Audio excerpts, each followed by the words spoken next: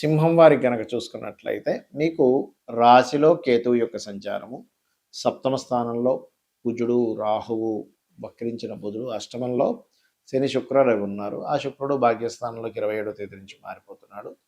అయితే ఈ చంద్రుడు మాత్రం మనకి 6వ స్థానంలో ప్రారంభమై 12వ స్థానం వరకు సంచరిస్తాడు ఈ యొక్క పక్షంలో. మరి ఈ యొక్క గ్రహస్థితిని అనుసరించి మీకు ఏ ఏ విషయాలు ఎలా ఉండబోతుంది అనేటువంటి అంశాలు చెప్తుంది నేనైనప్పటికీ చెప్పిస్తుంది సాక్షాత్ లలితా అమ్మవారిగా భావిస్తూ, ఆ లలితాంబిక అమ్మవారి యొక్క అనుగ్రహం మీకు పరిపూర్ణంగా కలగాలని మనస్ఫూర్తిగా కోరుకుంటూ, ప్రధానంగా ఇక్కడ రాశిలో ఉన్నటువంటి కేతు, సప్తమంలో ఉండేటువంటి రాహువు, కుజుడు, మనకి 2 గ్రహణాలు కూడా వచ్చేళ్ళినందుకు మీరు మెయిన్గా ఇక్కడ వివాహ సంబంధించినటువంటి విషయాలు, జీవిత భాగస్వామిని ఎంపిక చేసుకునే విషయంలోని, జీవిత భాగస్వామి యొక్క ఆరోగ్య విషయంలోనే మీరు ఖచ్చితంగా జాగ్రత్తగా ఉండాలి. ఇక ధనపరమైనటువంటి విషయంలో అభివృద్ధి ఉంటుంది, దాని గురించి టెన్షన్ పడకండి. కాకపోతే కొంచెం అన్నదమ్ములతోని, అక్కచెల్లెలతోని కెరియర్ పరంగా కొంత స్ట్రెస్ ఎక్కువగా అవుతూ ఉంటుంది. బికాజ్ ఆఫ్ దశమాధిపతి అయినటువంటి శుక్రుడు శనితో కలిసి ఉండడం, అదే కాకుండా మీకు ఏలినాటి శని అష్టమ శని జరుగుతున్నందుకు కొంచెం నిందలు పడ్డం ఇలాంటివి ఏర్పడుతూ ఉంటాయి, అందులో ముఖ్యంగా స్త్రీలతో కూడా. అయితే ఇక్కడ మాత్రం ఉద్యోగ సంబంధించిన విషయంలో మార్పులు ఖచ్చితంగా కనబడుతున్నాయి కాబట్టి కొంచెం ప్రిపేర్గా ఉండండి.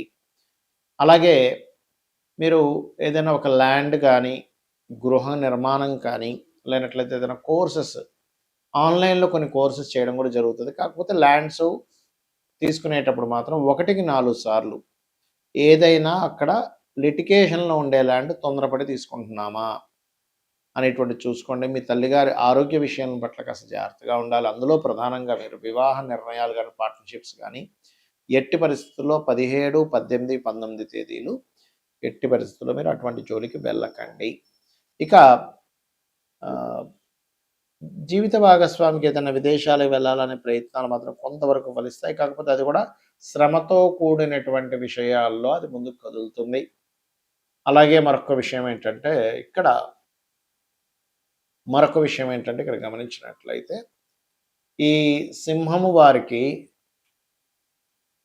గమనించుకున్నట్లయితే సప్తమ స్థానంలో ఎప్పుడైతే కుజుడు, రాహువు ఉంటున్నారో, ఈ కుజ రాహువుల యొక్క ప్రభావం ముఖ్యంగా జీవిత భాగస్వామి ఆరోగ్యం మీద కొంచెం ఎక్కువ స్ట్రెయిన్ అవ్వడము, మీ ఇద్దరి మధ్యన కూడా ఆల్రెడీ ఇప్పటికే వివాహమైనటువంటి వారి ఇద్దరి మధ్య కూడా కొంత స్ట్రెస్ ఏర్పడడం అనేటువంటిది చూపిస్తుంది. ఇక మీరు నిత్యము చేయవలసినటువంటి దేవత ఆరాధన ఏమిటి అని చెప్పి చూసుకున్నట్లయితే కాలభైరవుడి యొక్క ఆరాధన చేయండి. దక్షిణామూర్తి యొక్క స్తోత్ర పఠనం చేయండి. ఉదయం నిద్రలేచిన వెంటనే ఒక్క 10 నిమిషాలు గణపతిని ధ్యానం చేయండి. దీనివల్ల ఏమవుతుంటుందంటే మీకు ఏదైతే మనం చూడండి, ఏదైనా ఒక పని చేయాలంటే ఏదో తెలియని మీకు ఒక అనీజీనెస్ మనల్ని వెంటాడుతూ ఉంటుంది. ఆ అనీజీనెస్ అనేటువంటిది క్లియర్ అవ్వడం జరుగుతుంది.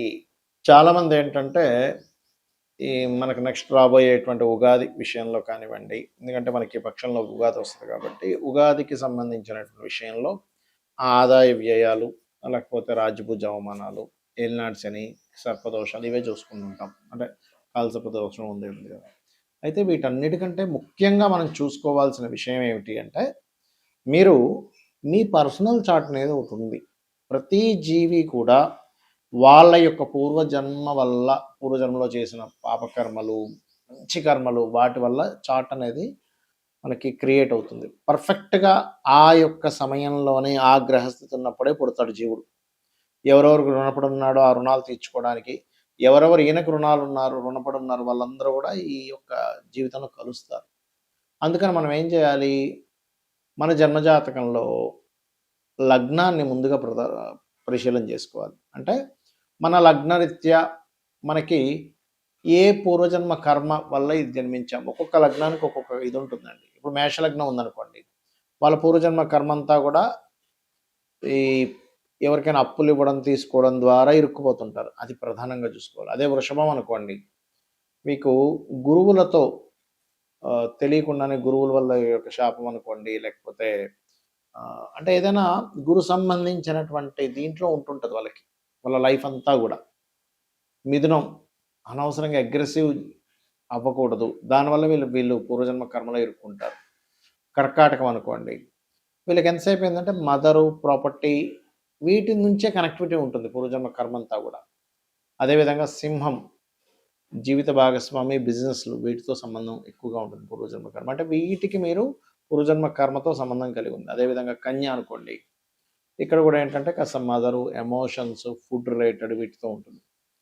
తుల అనుకోండి ఉదాహరణకి, ఇక్కడ కూడా కొంతవరకు మీకు ఈ కమ్యూనికేషన్స్ రిలేటెడ్ గురువులతో ఇబ్బంది, అంటే ఇబ్బంది అనుకోండి, మంచి అనుకోండి.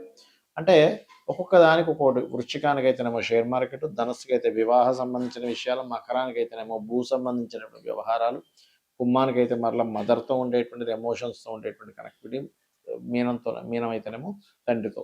ఎందుకు చెప్తున్నానంటే ఫస్ట్ ఆఫ్ ఆల్ మీ పర్సనల్ చార్ట్లో పూర్వజన్మ కర్మ దేంతో లింకప్ అయి ఉంది, ఏం కర్మ తీర్చుకోవడానికి వచ్చారన్న విషయాన్ని తెలుసుకోగలగాలి.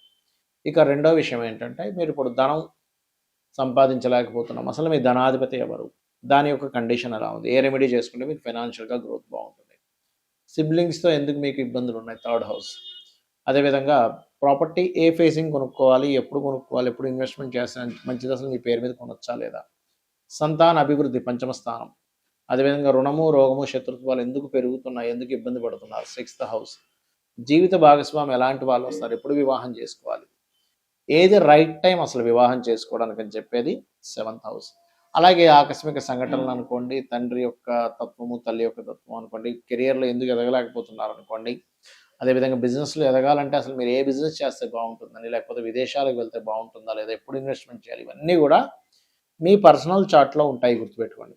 దీన్ని వదిలేసి ఏదో గోచారంలో ఎల్నాడ్సీన్ వచ్చేసింది, లేకపోతే అది బాగాలేదు, ఇది కేవలం 5 to 10% మాత్రమే దీని ప్రభావం ఉంటుంది. అయితే ఆ 5 to 10% కూడా మీరు ఎందుకు రిస్క్లో పడాలి అనే దాంతో ఈ గోచారం ఎలా ఉంది, ఈ గ్రహస్థితి ఎలా ఉంది, ఈ జాగ్రత్తలు తీసుకోండి అని చెప్తూ ఉంటాం. కానీ మీరు అర్థం చేసుకోవాల్సింది ఏంటంటే, మీ జన్మజాతకము, మీ పర్సనల్ చార్ట్లో లగ్నం నుంచి 9 గ్రహాలు 12 భావాల్లో ఎక్కడెక్కడ స్థితి పొందాయి, దాని మూలంగా ఎలాగా. సరే, కొంతమందికి జాతక చక్రం ఉండదు, అప్పుడు ఏం చేయాలి, సింపుల్గా ఏం లేదు, ఉదయము సాయంత్రము లలిత చేసుకోండి. మీ జాతక చక్రంలో ఉండే దోషాలను అమ్మవారే తిరిగి రాస్తుంది, 100% అందులో ఎటువంటి డౌట్ లేదు. ఎందుకంటే లలితా సహస్రనామాల్లో ఒక్క నామం పట్టుకొని మీరు రెగ్యులర్గా చాంటింగ్ చేసిన ఆ ఒక్క నామము పూర్వజన్మల్లో ఉన్నటువంటి అనేకమైనటువంటి పాపాలని దగ్ధం చేస్తుందట. కాబట్టి ఇలాగైనా చేయండి, కనీసం శ్రీమాత్రే నమః. లేదంటే నాకు ఫైనాన్షియల్గా ఇబ్బంది ఉంది, ఓం సంపత్కరీ సమారూఢ సింధుర వ్రజ సేవితాయే నమః. హెల్త్ బాగాలేదు, ఓం సర్వవ్యాధి ప్రశమని సర్వమృత్యు నివారిణి అగ్రగణ్య అచింత్య రూప కలికల్మషనాశినే నమః. ఇలాగా ఒక్కొక్క నామాన్ని ఒక్కొక్క దీన్ని బట్టి మీరు చేసుకుంటూ వెళ్ళవచ్చు, గుర్తుపెట్టుకోండి. ఆ రకంగా ఏంటంటే ఎప్పుడైనా సరే ఒకటే గుర్తుపెట్టుకోండి, మీరు ఏదైనా ఒక నామం చేసేటప్పుడు పర్టికులర్గా ఏంటంటే మనసుతో చేయండి, ఇది నాకు ఖచ్చితంగా నన్ను రక్షించి తీరుతుంది, పూర్వజన్మ కర్మని తగ్గిస్తుంది అనేటువంటి మనసు దానికి కనెక్ట్ అవ్వాలి. మనసు కనెక్ట్ అవ్వకపోతే మీరు ఆ నామం చేసినప్పుడు రావాల్సినంత పూర్తి ఫలితం రాదు, ఇది గుర్తుపెట్టుకోండి. అలాగే ఇంట్లో ఉండే వాస్తు సంబంధించినటువంటి విషయాల్లో కూడా అసలు వాస్తుపరంగా ఎలా ఉంది, ఉత్తరంలో ఏమైనా బాత్రూమ్ లెట్రిన్స్ ఉన్నాయా, ఇంట్లో ఉండేటువంటి రంగులు ఏమిటి, ఇవి కూడా దీని ప్రభావం చూపిస్తూ ఉంటుంది. కాబట్టి ఇవన్నీ చెయ్యండి, తెలుసుకోండి, ఖచ్చితంగా మీ లైఫ్ బాగుంటుంది. ఇవన్నీ శాస్త్రాలు, మూఢనమ్మకాలు కాదు. సో కాకపోతే ఏంటంటే, ఇప్పుడు చూడండి, మనకి డాక్టర్స్ కావచ్చు, ఇంజనీర్స్ కావచ్చు, లేకపోతే మనకి మెకానిక్ వెళ్తే బండి వెహికల్ చేసి రిపేర్ చేసేవాడు కావచ్చు, వాడు సరిగ్గా పూర్తిగా తెలుసుకోకపోతే ఏమవుతుంది, ఒకదానికోటి చేస్తాడు. అలాగే శాస్త్రాన్ని పూర్తిగా తెలుసుకునే ప్రయత్నం చేయండి. శ్రీమాత్రే నమః.